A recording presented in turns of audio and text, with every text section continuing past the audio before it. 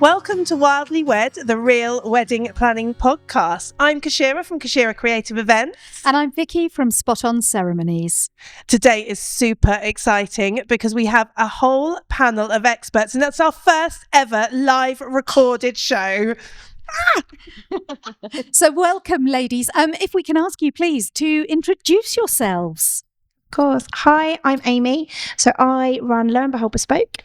I also run Lo and Behold Another Wedding Fair and the Little Black Book Wedding Magazine. Very comprehensive. Thank you very much. I've already said who I am, but I'm Keshira. I'm still Vicky. I'm Nicola and I run Velvet Queen Bridal Shop. I'm based in Portsmouth and we do all things bridal, from dresses and accessories and all of things pretty. And I'm Miranda the Celebrant. I am a wedding and funeral celebrant, and I'm based down in Winchester in Hampshire and do all things ceremonial. Thank you very much indeed, ladies. So we have some questions that have been submitted and we have assembled our top brass to answer them. So this one I think is really interesting. So from a lady called Susie, and I think it's one you'll all have something to say about. She says, is it true that if you put the word wedding in front of anything, the price automatically escalates?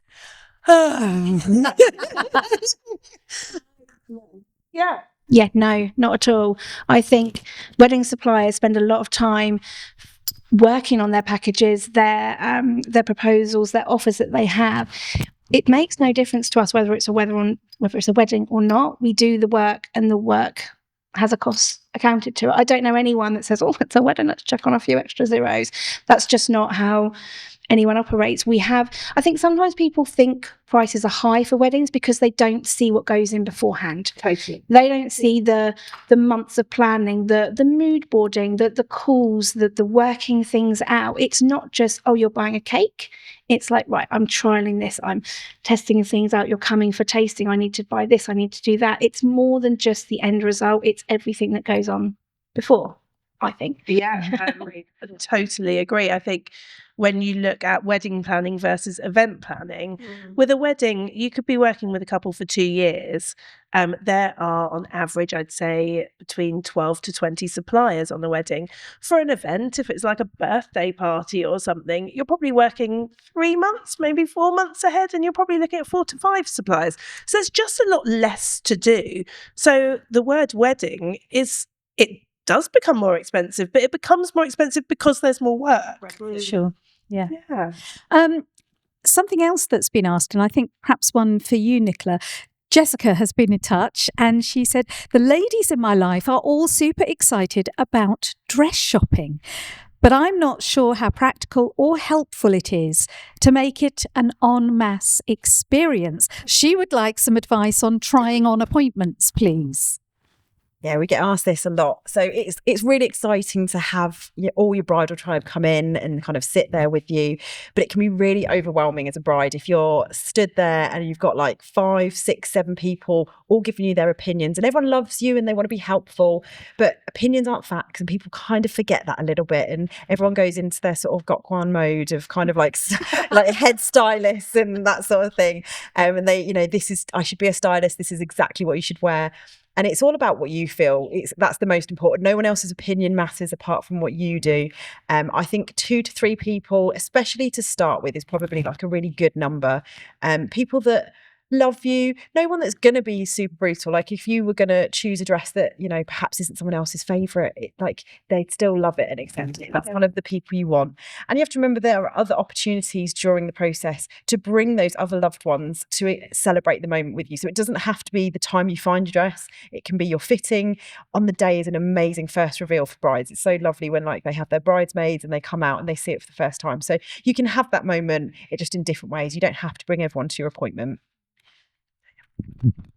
Thank you. And I think that is the perfect answer, really. Yeah, and I think as an experience as a bride, actually, I took different bridesmaids to different appointments, and exactly what you just said, like everyone's got an opinion, and I'm standing there going, I actually feel good in there. Like, this is how I feel good. So don't lose the bit of how you feel, not just how everyone around you feels, because you're the one wearing it. It's your day. Or the simple answer is just go on your own. I did. Because I'm a Mardy cow, I would. I did. I went on my own the first time, and then the next time I took a friend with me, and then after that I took my mum and my mother-in-law, because it was my opinion that I valued the most. So just do what works for you. There you go. You heard it here first. Now, Miranda, this is definitely one for you. From Anthony and Nina. What do we get from a celebrant that we won't get from a registrar? Come on. Where do I start? And feel free to join in here. I'll just applaud. So with a registrar, you are going to get a very formulaic, cookie cutter type ceremony. And also you usually only know who's marrying you with a registrar, on the day or the day before. That's massive. Which is huge. And that's actually one of the reasons why a lot of couples go to work with a celebrant when they realise they won't know the person. What are they doing having a stranger coming in on their wedding day? It's such an intimate thing to do. I can't fathom why you would. Absolutely. Just to interrupt there with along the same lines, we asked, can we pay to meet the registrar beforehand? Mm-mm. And they were like, well, you can, but we can't guarantee it'll be that person on the day. Yeah. Well, that's absolutely pointless, you chum. Exactly. I mean, we were lucky, but that's now, I would 100%. Yeah, I've had so many couples who've gone to book a registrar and then realised that they won't get to meet the person, and then they've changed their mind and gone, we need a celebrant. So with a celebrant, everything is completely customised, bespoke and personal to you. It's the only type of ceremony that can, the celebrant way is the only way you can have a personalised ceremony, in my opinion.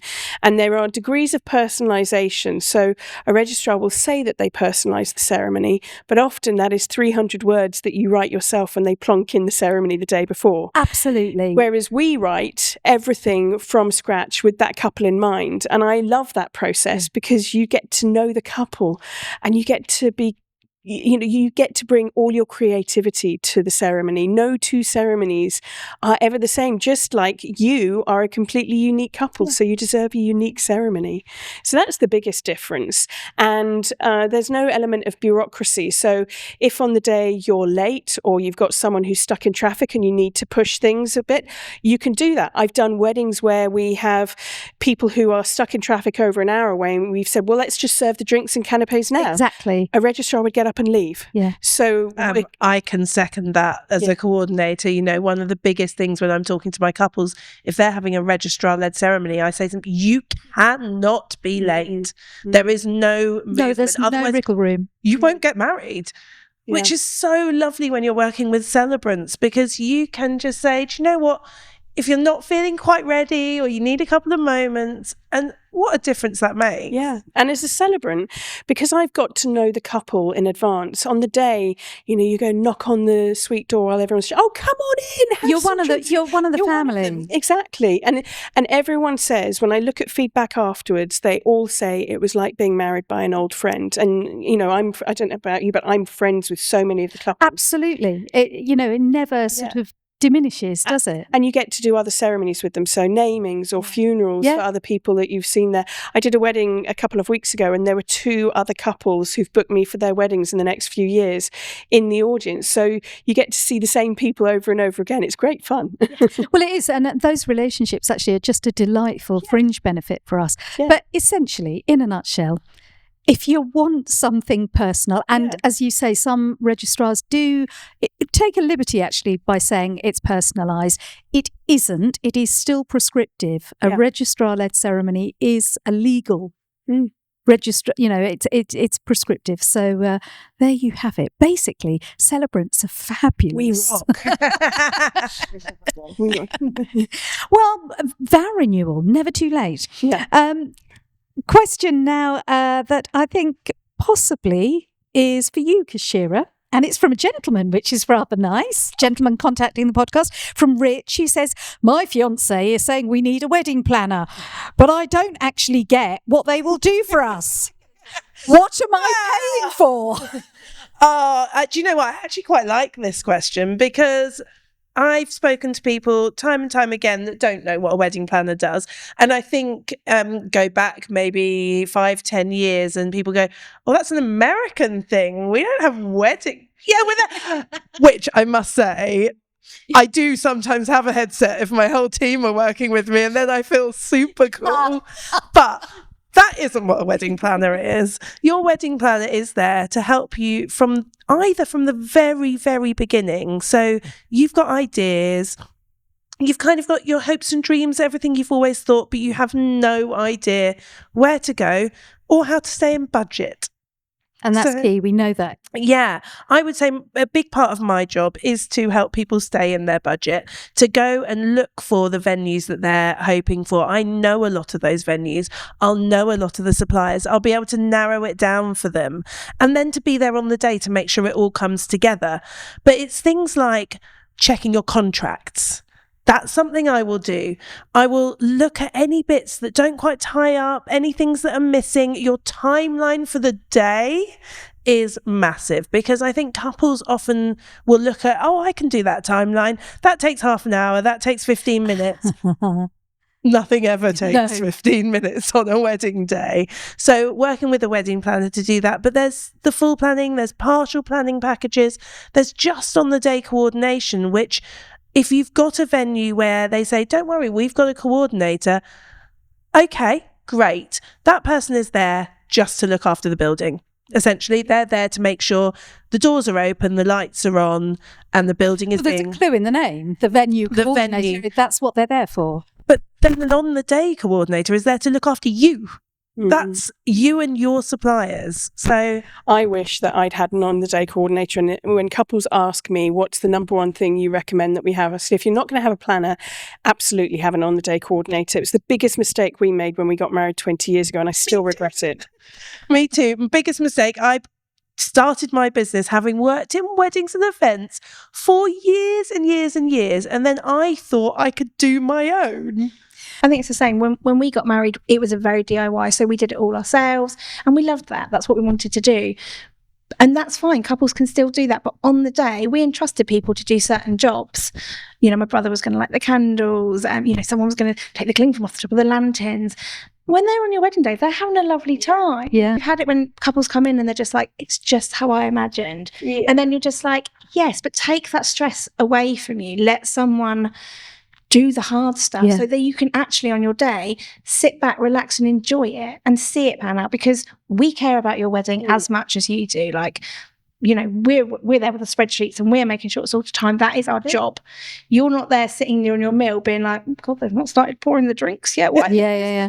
You don't want to be doing that. You want to be, Keshira's got it all in hand. I know the drinks are going to be out in a second. Or if something changes, who can you speak to? Like, actually, we've decided we want to do this, we want to change it. That's when a on-the-day coordinator can be like, yeah, that's fine, I'll sort that all out. I think You do notice a big difference when you go to weddings between those that have got a coordinator or planner involved and those that don't. And I think that we care so deeply about the couples that we work with. I've been to so many weddings where there hasn't been that, and there has been a venue manager, but they've not been around. And I've just ended up, along with the photographer, stepping in. Yeah, stuff done. Yeah, because you want people to have the best but you day. can't depend on that. And I think if your photographer or your celebrant is having to step in and do that, what aren't they able to do that they should be doing? Yes, exactly. So let everyone do their job. Yeah. And we're all professionals. We want to do the job well, but it is that bit about you fall in love with your couples and their families, and you want them to have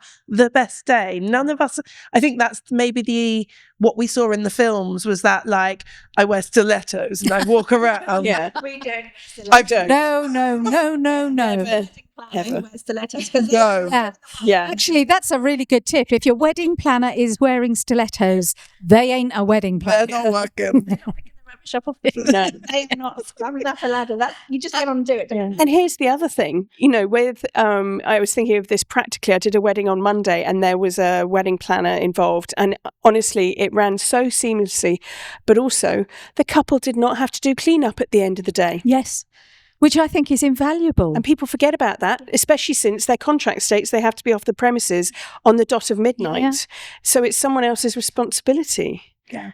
So, Rich, I hope that answers your question. I think that the brief answer to that is, what are you getting for your money? You're getting part dream maker, part stage manager, with a bit of Nanny McPhee thrown in, I think, for good measure.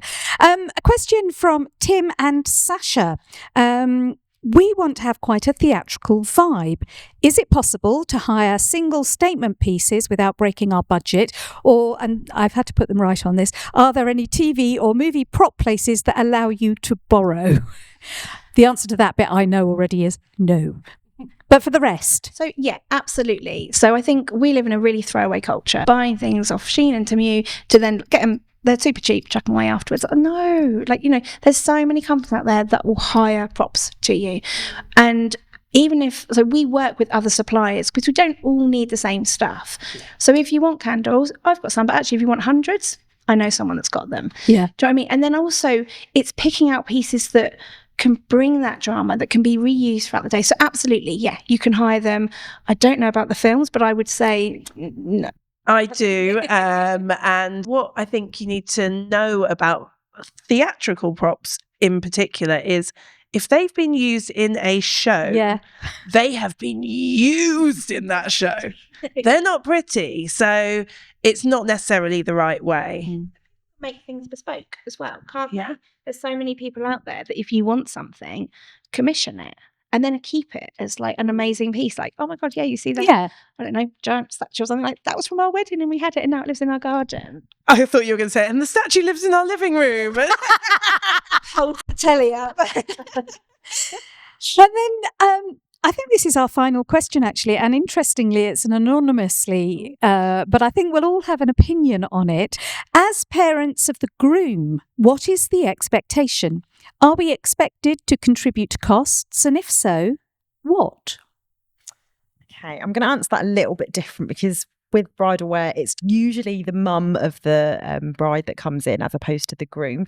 And I would say it just depends on the bride and your relationship with them. So when I got married, my mum actually bought my dress and it was quite nice. So she kind of saved up specially and it was her specific sort of gift to me that she bought my dress. So that was really special for us. And we do get that with brides and it makes it a really nice special occasion. But it doesn't have to be like that. You can buy your dress yourself and that's just as special. And sometimes it's a bit empowering actually to be able to buy your dress yourself. But it's quite nice if someone does gift you that. I don't think there's any rules when it comes to kind of weddings and what you should and shouldn't do. If your parents are fortunate enough to be able to gift you a dress, fantastic. But yeah, I don't think there's any rules at all. No, I agree. I think the tradition of even a bride's family paying for the wedding, I don't even know if that's a thing. I don't think it is. When we got married, I wasn't expecting my mum to pay for everything. It was very much like, this is what we want to do. So how do we make it happen? If someone wanted to give something or contribute, that's wonderful. But it wasn't an expectation from me at all. No, and the bit about the groom's parents, should they pay versus the bride's parents? Should whoever, let's get rid of all kind of expectations from anyone whatsoever. If they want to pay, I'll take it. Yeah. Thank you. But actually, as couples going into it, I think it's really important not to go into it expecting anything from your family. I think if you want to get married, it is a big expense. So always make sure that, and this is actually a bigger conversation, make sure you're at a point in your life where you can afford it. Because the last thing, and I say this to couples all the time, spend what you can afford, spend what you would like to. Yeah. Do not go, don't feel pressured to go over that. And plan it as if no one is helping you, I think. But I think that's solid. And I think the other thing is as well, when we talk about people contributing, people can contribute in ways that aren't necessarily monetary. Yeah.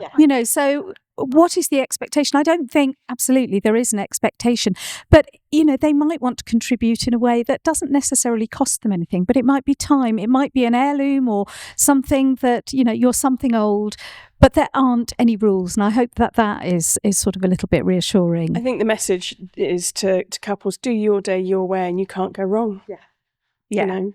Absolutely. Always say that to people. And I think that's really important. Don't be swayed by what someone says you should and shouldn't be doing.